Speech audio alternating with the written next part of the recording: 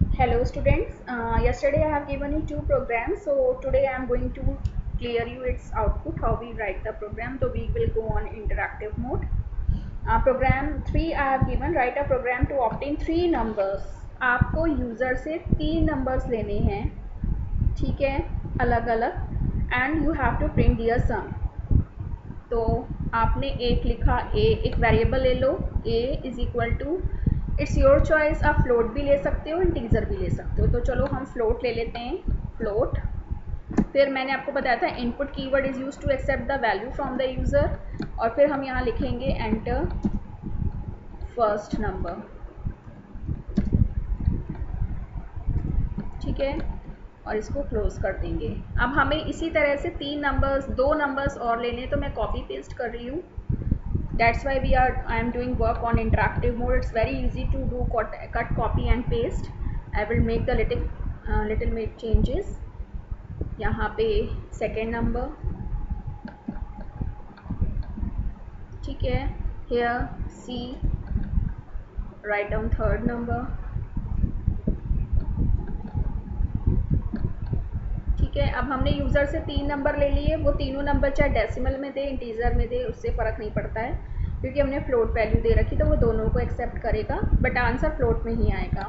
अब हम एक वेरिएबल ले लेते हैं. मैंने एक वेरिएबल ले लिया सम, ठीक है. मैंने ये वेरिएबल इसलिए लिया है क्योंकि जब यूज़र इन तीनों को प्लस करेगा, जब यूज़र वैल्यू पुट करेगा, तो वो उनको हमें बताना पड़ेगा कि उसको क्या करना है, प्रोग्राम को हमें क्लियर करना पड़ेगा. तो ए प्लस स्मॉल ए लिया है, तो हम स्मॉल ए लेंगे, प्लस बी प्लस सी, ठीक है. अब हम प्रिंट कराएंगे सम. ऐसे मैंने लिखा कि टोटल, ये आपकी चॉइस है, आप प्रोग्राम को कितना अच्छा लिख सकते हो as a programmer. Total of all numbers या सम, जो भी आपको प्रिंट कराना है, ये सिर्फ प्रिंट कराने के लिए लिख रही हूँ मैं, is equal two comma use करेंगे क्योंकि एक स्टेटमेंट हमें ये प्रिंट करवाना. अब वेरिएबल क्या प्रिंट कराएंगे, सम, क्योंकि वैल्यू किस में जाएगी, इसकी प्लस होने के बाद सम में, ठीक है. Now run it.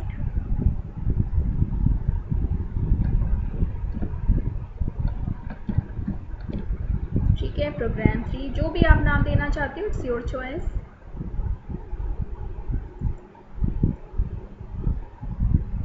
Enter first number मैंने लिख दिया 56.90. आप इंटीजर भी दे सकते हो, जैसे मैंने इसमें इंटीजर दे दिया. यहाँ मैंने दे दिया 903.90, ठीक है. टोटल ऑफ नंबर्स क्या आया, 1049.8. तो ये हमारा प्रोग्राम नंबर 3 हो गया. अब हमारा प्रोग्राम नंबर 4 है, जिसमें मैंने आपको दिया था कि सिंपल इंटरेस्ट कैलकुलेट करना है. तो देखिए, हम कंप्यूटर पे काम कर रहे हैं, जो सिंपल इंटरेस्ट का फॉर्मूला होता है, principal into rate into time upon 100, हमें वही फार्मूला यहाँ पे अप्लाई करना है.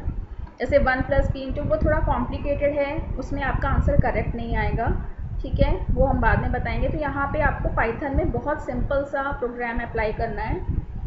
तो हमारा प्रोग्राम है कि आपको यूज़र से प्रिंसिपल, रेट ऑफ इंटरेस्ट और टाइम लेना, और फिर उसका अमाउंट कैलकुलेट करना है. तो मैं यहाँ पे लिखूँगी एंटर,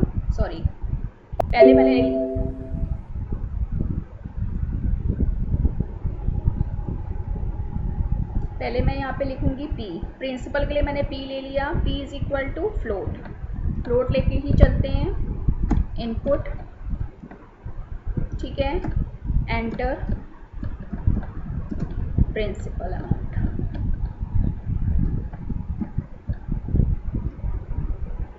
अब इसी को मैं कॉपी पेस्ट कर लेती हूँ, क्योंकि मुझे रेट ऑफ इंटरेस्ट और टाइम भी यूज़र से लेना है, ठीक है. यहाँ पे मैंने लिखा आर, और यहाँ पे लिखूँगी एंटर रेट ऑफ इंटरेस्ट.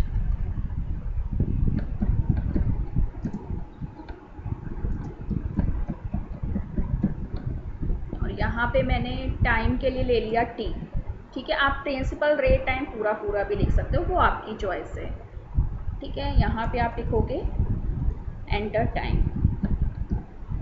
उसके बाद अब इसका सारा आंसर किस में आएगा, अमाउंट, क्योंकि हम सिंपल इंटरेस्ट कैलकुलेट कर रहे हैं. तो यहाँ पे आप लिख दो simple interest is equal to, अब आपने क्या क्या लिया है, पहले हम एक ब्रैकेट लगाएंगे क्योंकि आपको पता है हमें P into R into T by 100 करना है। तो हम स्मॉल में ही लेंगे P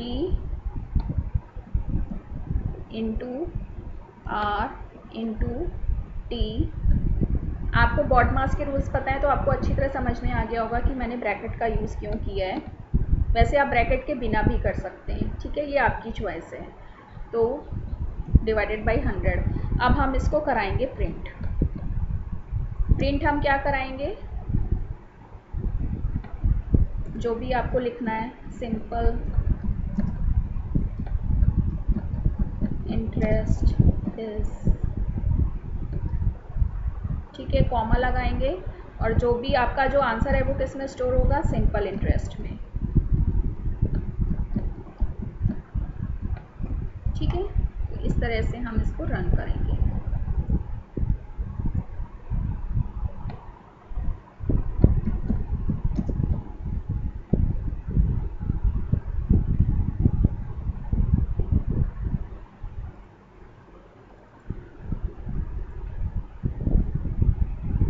ठीक है, अब जैसे मेरा प्रिंसिपल अकाउंट हम छोटा सा लेते हैं, 5000 है।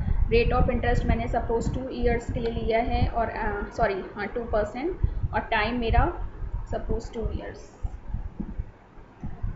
ठीक है। तो हमारा 5000 रुपये पे 2 साल के लिए कितना इंटरेस्ट लगेगा, 200 रुपये, ठीक है, अगर इंटरेस्ट रेट 2% है। तो इस तरह से आप कभी भी principal rate of interest time को कैलकुलेट कर सकते हो। Thank you.